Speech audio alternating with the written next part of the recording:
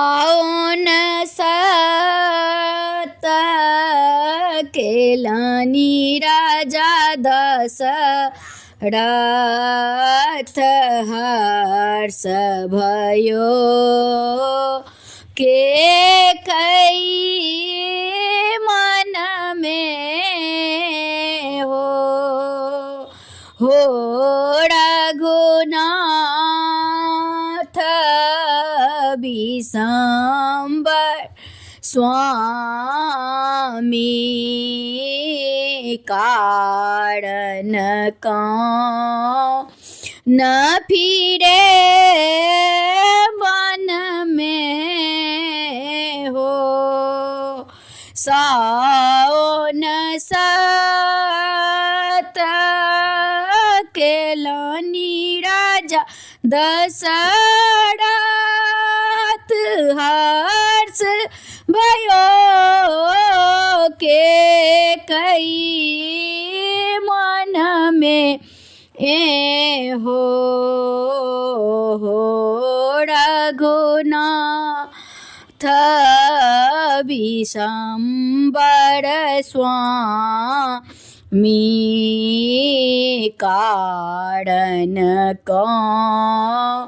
न फिरे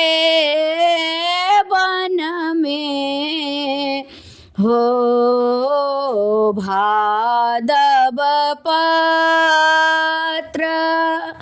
भिजे तरुअरिता और बूंदक चोट लगे तन में हो भादव पत्र भिजे तरुअरी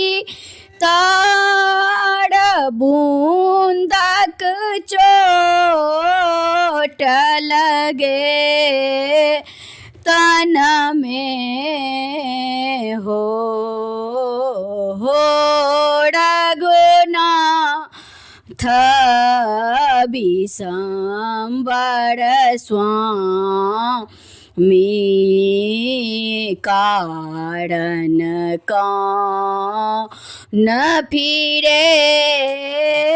वन में हो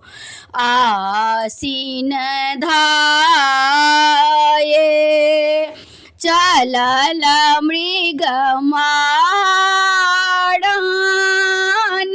राखो सीता लक्ष्मण संग में हो आसीन धाये चलल मृगमारण राखो सीता लक्ष्मण संग में हो रघुनाथ विशंबर स्वामी कारण न फिरे वन में हो कार्तिक कठिन केलानी भोपराब अन सीता हरना ओही अब सर में हो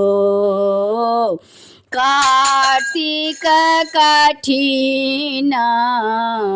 केलानी भोपराब अन सीता हरन ओही अवसर में हो रघुनाथ विशंबर स्वामी में कारण कौन फिरे वन में